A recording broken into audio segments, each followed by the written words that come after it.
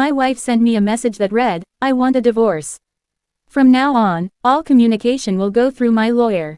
I replied with a simple, "Understood." Then, I canceled her credit cards and ended every form of financial support. 72 hours later, her lawyer was desperately calling my phone. For context, I'm 42, still processing everything, mostly functioning on autopilot these days. It's a strange calm. 3 days ago, Tuesday afternoon, I was buried in work, focused on spreadsheets, when my phone buzzed. It was a text from my wife, Olivia, 39. Short, brutal. "Ethan, I want a divorce. Please direct all future communication through my lawyer, Mr. Peterson. His contact details will follow." 15 years of marriage, gone, just like that. Ended through text. No signs, no warnings. The night before, we'd had dinner, discussed weekend plans, everything felt normal. Nothing hinted at this. I stared at that message for what must have been 5 full minutes. Shock, confusion, hurt, anger, all swirling underneath. But on the surface, cold clarity. She'd set the terms, lawyers only. Fine, I typed back, understood. Then practicality kicked in. Once the conversation moved into legal territory, every informal marital arrangement instantly dissolved. We'd always kept separate accounts for daily expenses, a lesson learned from my parents' messy divorce. She had her account, I had mine. Olivia did, however, have supplementary credit cards on my accounts, not joint, just authorized user privileges. I logged into my banking apps, selected her cards, hit cancel. Reported her as no longer authorized. Done. Next, I canceled the monthly allowance I used to transfer into her personal account for discretionary spending. Logged in, found the recurring transfer, canceled it, effective immediately. Streaming subscriptions, Netflix, Prime, etc., all under my name. Logged out of all devices, reset passwords. If she wanted to watch something, she could pay for it herself. The car she drove was leased under my name and covered by my insurance. I didn't cancel insurance right away, too risky, but I made a note to discuss the lease transfer with my lawyer. The gas card tied to the canceled credit card, now useless. All of it took about half an hour. It wasn't revenge, it was simply adapting to the new reality she'd defined. She drew the boundary, lawyers only. So be it, lawyers deal in formal agreements, not assumptions, and certainly not informal trust. About an hour later, her lawyer's contact details came through via email. I immediately forwarded them to Ms. Cole, a top-tier divorce attorney a colleague had once recommended. Emailed Ms. Cole directly. Received text demanding divorce, all communication through attorneys. Need immediate counsel on next steps. Protect assets. Please advise on retainer. Then I finished my work for the day and went home. The house was quiet, empty. She must have packed up while I was gone. Strangely, I slept okay that night. Fast forward 3 days, Friday afternoon. My phone rang. Unknown number. I had a feeling. Hello. Is this Ethan, last name? An impatient male voice asked. Speaking. This is Mr. Peterson. I represent Olivia, last name. My client is experiencing some difficulties. Okay, I said evenly. Her cards were declined. Funds have been cut off abruptly. Highly irregular. Mr. Last name financial status quo is generally maintained during separation. Mr. Peterson, I said calmly, my wife texted me Tuesday demanding a divorce, instructing that all communication must go through you. I acknowledged and complied. Our informal financial arrangements ended immediately. Any future support will be formally determined through you and my counsel, Ms. Cole, whom I've retained. There was a pause, paper shuffling on his end. She needs funds for necessities. Accommodation, he said curtly. Accommodation, I repeated, genuinely surprised. Where is she staying? That's not relevant, he replied stiffly. You acted in bad faith by cutting her off without warning. Mr. Peterson, I said, my tone cooling, my wife unilaterally ended our marriage via text and imposed the lawyers only rule. She ended the status quo, communication and trust included. Financial support will now be determined legally, not through frantic calls about declined cards she wasn't the primary holder of. A longer pause. My client seeks emergency financial relief, he said at last. That's her prerogative, I replied. Please direct all filings to my attorney, Ms. Cole. You have her contact details? Yes, he said curtly. Excellent, I replied. This conversation concludes as per my wife's directive. Good day. I hung up. My heart was pounding now, adrenaline surging, but also a strange sense of validation. She wanted cold, legal, detached. She's getting exactly that. Now, I just wait for Ms. Cole's call. This was only the beginning. Update 1, 1 week later. It's been a full week since that text detonated my life. As expected, things escalated quickly. I've read every comment and DM, thank you, honestly, for the support. It helps to know I'm not losing my mind. Ms. Cole, my attorney, responded the very same day Mr. Peterson called. She's sharp, composed, exactly the kind of person you want in your corner. She confirmed my actions were completely reasonable based on Olivia's message. Her advice was simple: document everything. The first official move came from Mr. Peterson on Monday, a formal request for emergency temporary spousal support and exclusive use of the marital home. The same house she had voluntarily walked out of, by the way. The requested amount was absurd, practically asking me to maintain her pre-divorce lifestyle plus fund new housing and her legal costs. Entitlement level, Olympic. Ms. Cole drafted a precise, measured response. She countered with a much smaller, realistic temporary support figure, based on actual need, not indulgence. She emphasized that Olivia left the marital home, which I still occupy, and that her lawyers only directive led directly to the financial cutoff. Everything I'd done was in direct compliance with her chosen boundaries. Then came the personal attacks. Wednesday night, my phone lit up. Olivia's best friend, Haley. I shouldn't have answered, but curiosity got the better of me. What the hell, Ethan? She snapped the moment I said hello. Hello, Haley, I said, cautiously. Don't, hello, me. Olivia's sleeping on my couch. You cut her off. She couldn't even buy groceries, she's basically homeless. Haley, I replied evenly. Olivia demanded a divorce through text.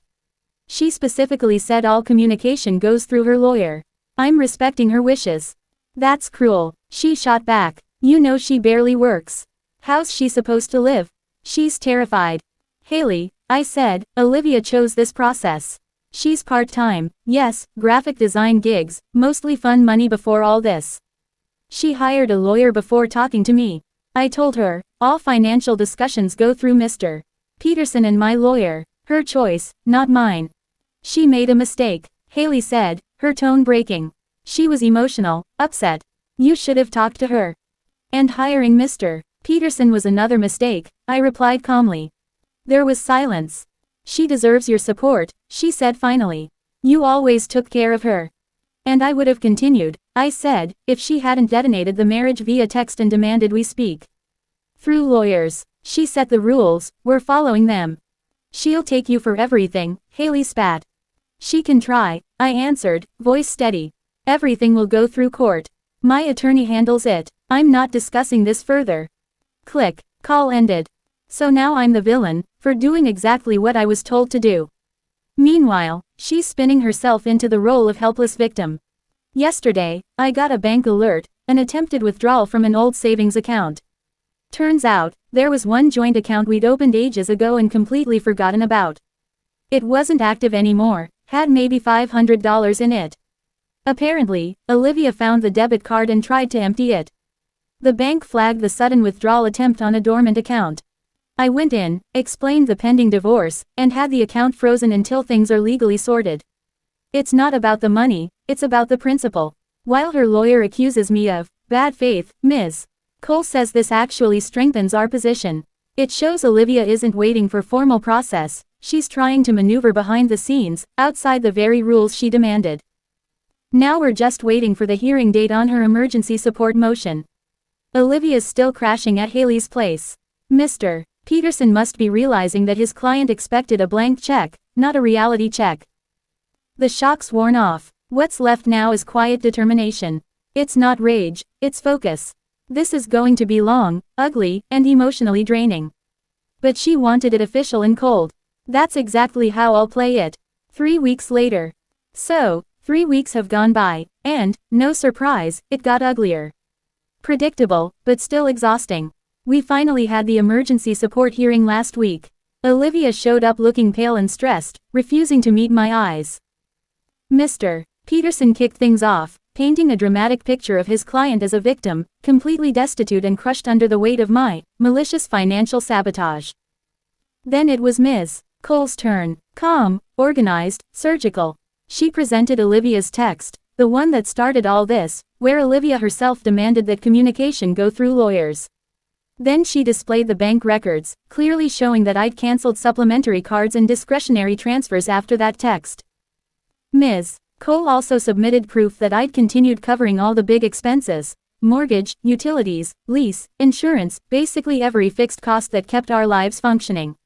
She even presented the record of Olivia's attempt to drain that forgotten joint account, showing that despite demanding lawyers only, Olivia was trying to work the system from the shadows. And when it came to her income, Ms. Cole laid it bare. Olivia's part-time design gig wasn't much, but it was still something. She wasn't destitute, she just missed her luxuries. The judge didn't seem swayed by Mr.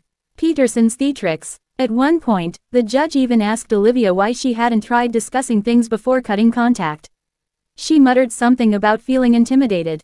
I almost laughed. Intimidated? By me? Please. The judge didn't buy it either. The final ruling came down pretty balanced. Temporary support granted, but much closer to Ms. Cole's proposed number than theirs. Enough to cover basic living needs and contribute to her legal costs, but nothing close to funding her old lifestyle. The judge even noted that Olivia's own choices, ending communication through text, draining accounts, and walking out, had contributed heavily to her current situation. It was a small but satisfying win. For the first time in weeks, I exhaled. I'd followed the rules she created, and the law recognized it. But, of course, they weren't done. That same week, the real games began. Dirty trick number 1. I got a call from my company's HR department. Someone had filed an anonymous complaint accusing me of misusing company resources for personal legal matters. They also claimed I was acting erratically and unstable. Total nonsense. Thankfully, my boss knows me well. HR reviewed the logs, nothing unusual. I use my own devices for personal stuff, always have. After a quick chat, they dismissed the complaint immediately.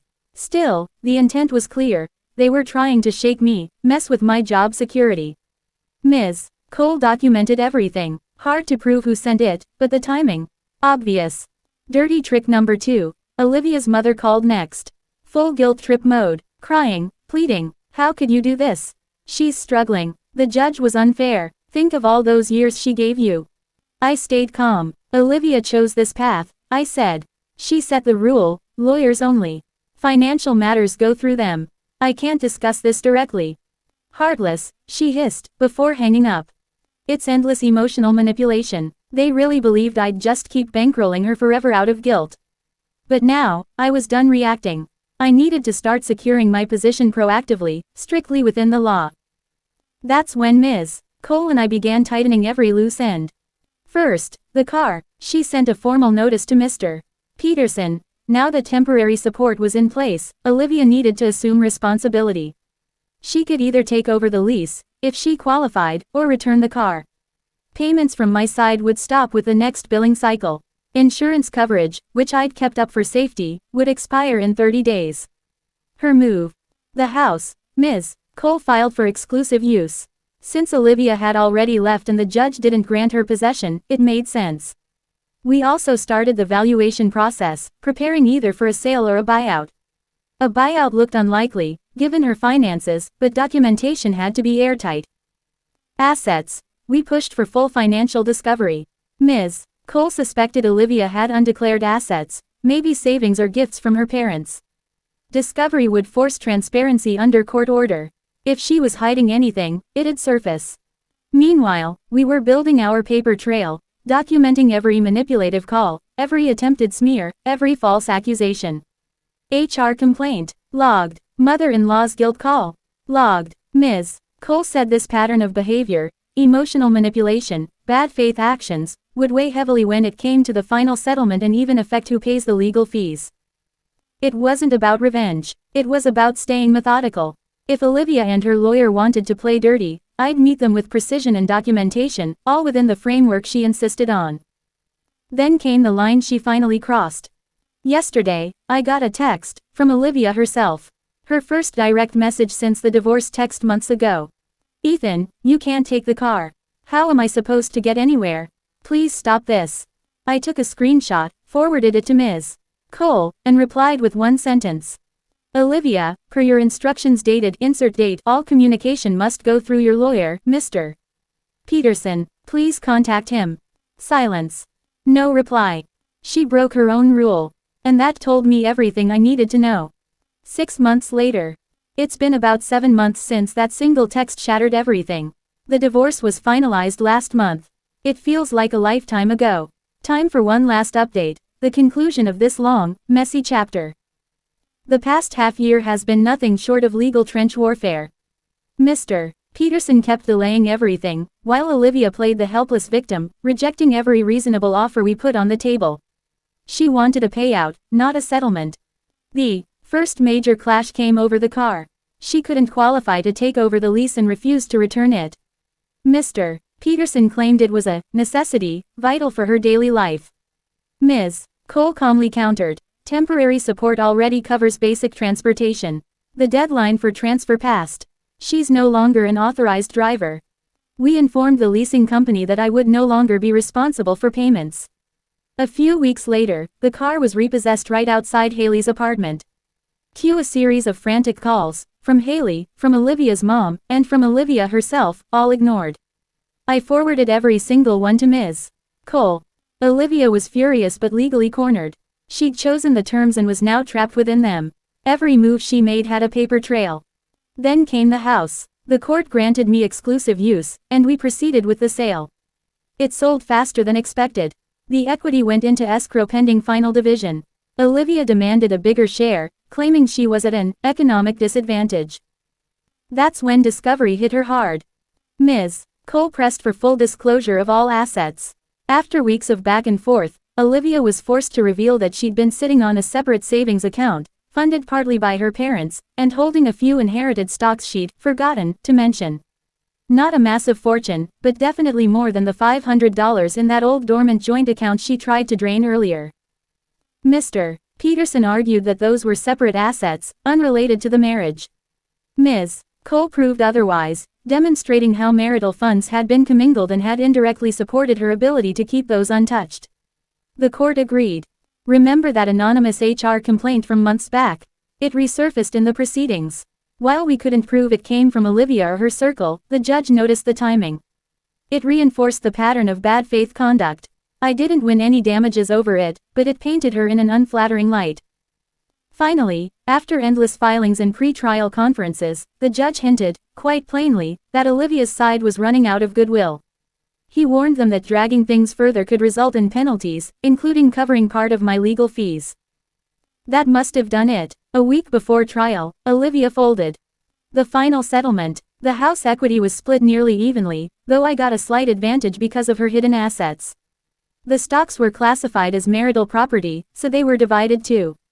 She kept her small personal savings. Spousal support was set for 2 years, rehabilitative alimony, the kind meant to help her get back on her feet, not fund her old lifestyle. The amount was far less than she demanded. It also included a clause requiring her to actively seek full-time employment to maintain eligibility. Each side paid their own legal fees. Not ideal, but fair. A clean cut. When the judgment was signed, I didn't feel triumph, just relief. After months of tension, filings, and emotional games, it was finally over. Since then, word is that Olivia's renting a small apartment, working more hours, and constantly complaining about money. Haley's apparently pulled back. Seems Olivia became too much to handle. Her parents are likely still helping her, though I doubt it's much. Apology. Regret. None. From what I've heard, she still doesn't understand why I didn't just keep paying for everything, even after she detonated our marriage through text. That entitlement runs deep. For me, those 7 months were brutal, mentally, emotionally, financially, but I came out stronger. I kept my job, my integrity, and a fair share of our assets. More importantly, I kept my composure. I'm back at the gym, reconnecting with friends she never liked. Rediscovering peace in quiet evenings. There's no Hollywood-style revenge here, just calm, steady consequence. She wanted a purely formal, legal separation. That's exactly what she got. all the cold, procedural reality that comes with it. And for me, that's enough satisfaction. Thanks for reading, and to everyone who's followed along, your messages helped more than you know. Time to move forward, finally.